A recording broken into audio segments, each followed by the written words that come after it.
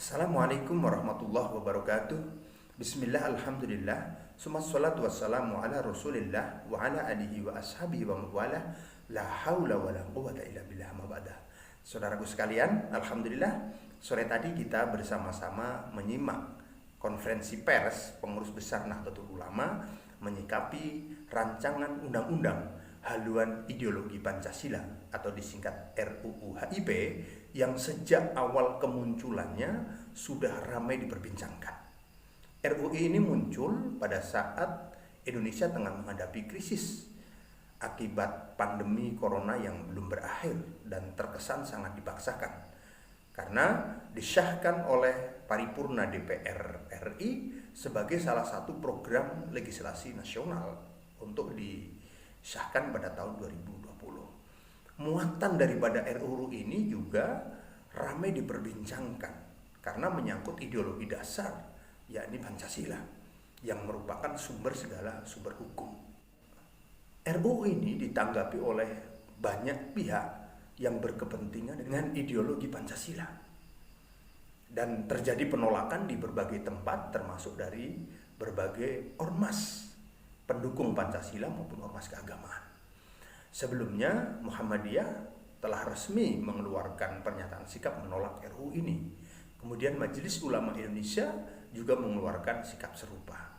Dan Nahdlatul Ulama setelah mencermati dengan seksama, melakukan kajian atas naskah akademik RUU HIP ini, menemukan setidaknya ada 18 pasal yang berpotensi memecah belah bangsa. Di dalam press release-nya, pengurus besar Nahdlatul Ulama menyampaikan bahwa setelah mencermati dengan seksama naskah akademik dan draft RUU HIP, PBNU menyampaikan penilaian sebagai berikut. Pasal 3 ayat 2, pasal 6, dan pasal 7 bertentangan dengan Pancasila sebagai konsensus kebangsaan. Pasal 13, 14, 15, 16 dan 17 akan mempersulit ruang tafsir yang menjurus pada monotafsir Pancasila. Dan monotafsir ini menjadi sesuatu yang berbahaya. Kemudian di dalam pernyataannya, PBNU menyampaikan pasal 22 dan turunannya tidak relevan diatur di dalam RUU HIP. Pasal 23 dapat menimbulkan benturan norma agama dan negara. Pasal 34, 35, 37, 38, 41 dan 43 merupakan bentuk tafsir ekspansif Pancasila yang tidak perlu. Selanjutnya pasal 48 ayat 6 dan pasal 49 dapat menimbulkan konflik kepentingan. Nahdlatul Ulama memandang bahwa Pancasila merupakan konsensus kebangsaan yang bersifat final.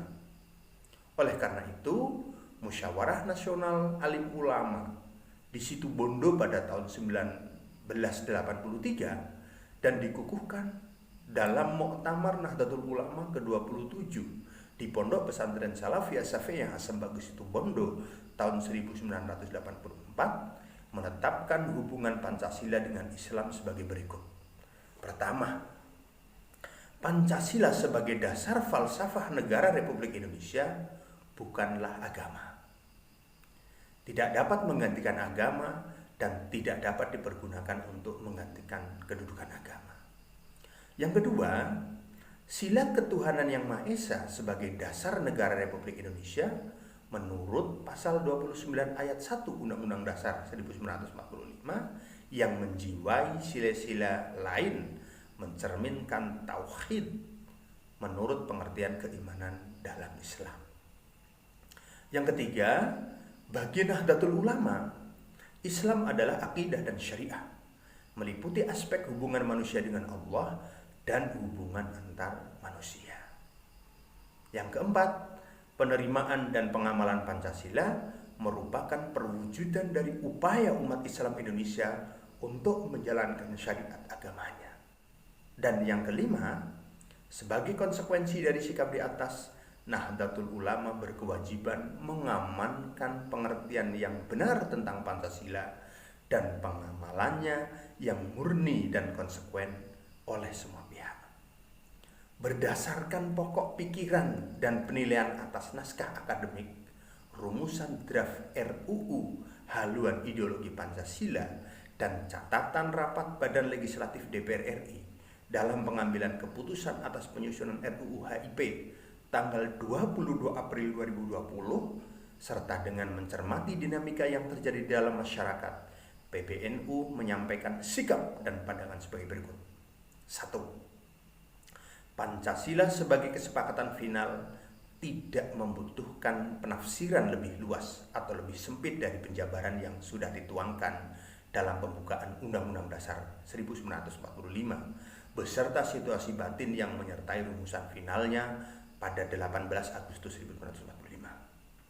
2. RUU HIP dapat menguak kembali konflik ideologi yang bisa mengarah kepada krisis politik. Anyaman kebangsaan yang sudah dengan susah payah dirajut oleh founding fathers bisa terkoyak kembali dengan rumusan pasal RUU HIP yang polemis. 3. Tidak ada urgensi dan kebutuhan sama sekali untuk memperluas tafsir Pancasila dalam undang-undang khusus. Pancasila sebagai filosofis grundsek dan stats fundamental norm merupakan pedoman yang mendasari platform pembangunan nasional. Jika dirasa ada masalah mendasar terkait pembangunan nasional di bidang demokrasi politik Pancasila, maka jalan keluarnya adalah reformasi paket undang-undang bidang politik. Jadi perlu dilakukan legislative review. Begitu pula jika ada masalah terkait dengan haluan pembangunan ekonomi nasional yang dirasa menyimpang dari jiwa demokrasi ekonomi Pancasila, maka yang perlu disiapkan dalam RUU Sistem Perekonomian Nasional sebagai undang-undang payung yang secara jelas dimandatkan oleh pasal 33 ayat 5 Undang-Undang Dasar tahun 1945. Yang keempat, di tengah situasi bangsa yang sedang menghadapi krisis kesehatan dan keterpurukan ekonomi akibat pandemi COVID-19, Indonesia tidak perlu menambah beban sosial dengan memercikkan riak-riak politik yang dapat menimbulkan krisis politik, memecah belah keutuhan bangsa, dan mengoyak persatuan nasional. Yang kelima, sebaiknya proses legislasi RUU HIP dihentikan dan seluruh komponen bangsa memusatkan energinya untuk keluar dari pandemi dan berjuang memulihkan perekonomian nasional. Menyikapi hal ini, pemerintah bertindak cepat. Kemudian Menteri Koordinator Bidang Politik, Hukum dan Hak Asasi Manusia, Profesor Dr. Mahfud MD menyampaikan kepada masyarakat melalui akun Twitternya bahwa pemerintah sudah memutuskan meminta DPR untuk menghentikan pembahasan RUU ini. Pernyataan sikap PBNU ini ditandatangani oleh Ketua Umum Pengurus Besar Nahdlatul Ulama, Profesor Dr. Kiai Haji Said Akil Siroj MA dan Sekretaris Jenderal Dr. Yahya Faisal Zaini. Yang dilakukan oleh Pengurus Besar Nahdlatul Ulama ini merupakan upaya nyata untuk menjaga Pancasila. Karena RUU ini sejak awal kemunculannya sudah ramai. Ada kekhawatiran banyak pihak bahwa RUU ini, di mana di dalam konsiderannya tidak mencantumkan TAP MPRS nomor 25 tahun 1966 tentang pembubaran Partai Komunis Indonesia dan pelarangan ajaran komunisme Leninisme di Indonesia. Ini dipandang akan menjadi payung yang merancukan, payung yang akan digunakan untuk secara perlahan membiaskan makna Pancasila. Kemudian pengurus pusat Gerakan Pemuda Ansor juga menyampaikan kalau TAP MPRS tentang pelarangan Partai Komunis Indonesia dan penyebaran ajaran komunisme Leninisme dicantumkan, maka keputusan Presiden tentang pembubaran organisasi yang bertentangan dengan Pancasila ini juga harus dimasukkan. Tapi melihat perkembangan yang ada, besar kemungkinan RUU ini akan berhenti, akan tidak dilanjutkan pembahasannya dan tidak menjadi undang-undang. Karena apa? Memang kalau kita melihat seperti catatan Pengurus Besar Nahdlatul Ulama, dalam pasal 7 RUU HIP ini ada upaya untuk memeras Pancasila menjadi Trisila, menjadi Ekasila, dan ini berbahaya. Besar kemungkinan akan muncul kembali tuntutan-tuntutan agar rumusan Piagam Jakarta, di mana pasal 1 berbunyi ketuhanan dengan kewajiban menjalankan syariat Islam bagi pemeluknya, ini juga akan mengemuka.